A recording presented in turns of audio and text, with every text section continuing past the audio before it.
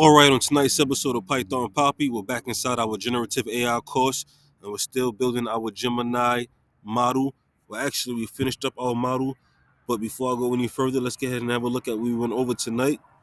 So this is the code here we need. So we actually finished everything that we need to run our model in the app.py file. Let me show you this. Let me get this out of the way really quickly.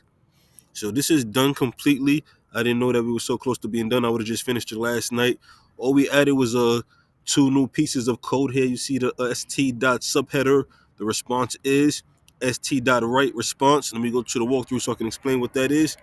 Like I said, we only added those pieces of code, so it wasn't a bunch of explaining to do. I just watched a bunch of I'm not gonna say I watched a bunch, but I watched a little further ahead into the course in the Gemini module to see exactly what we're going to be doing next. And he's just running a model and going through everything, making sure everything works, working out the kinks. So yeah, let me just go ahead and so let me get the last thing we did here was our submit button.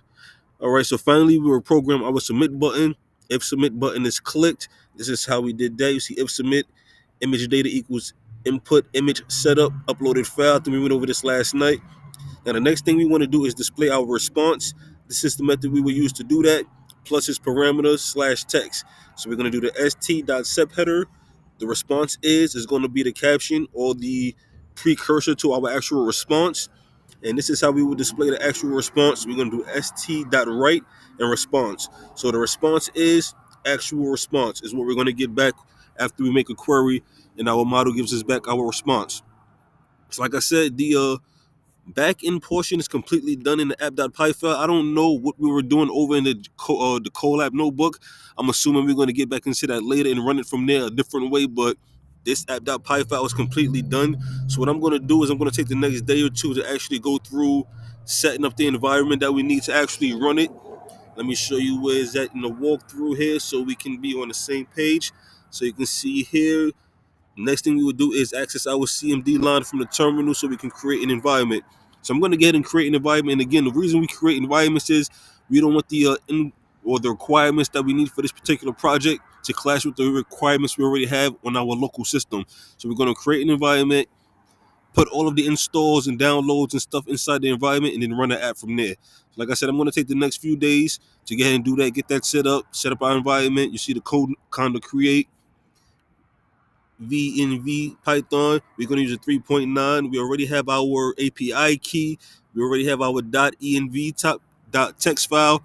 So we have everything we need to move forward. So like I said, I'm just going to take the next day or two to set up the environment, get all of the requirements downloaded, get all of the installs installed, and get everything we need to run.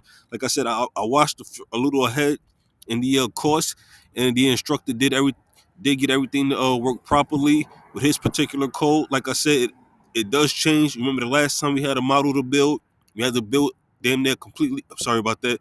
We had to build almost a complete new model from scratch because the instructor was outdated. Hopefully, we don't have that issue here because we are using Gemini. It's fairly new. Like I said, I don't know, but we'll see when we get there. I'm going to take the next day or two to actually build the environment and start getting the installs and everything installed and the requirements we need downloaded. But of course, I will keep you posted every step of the way. But for now, this is the Python Papi. You guys stay Gucci.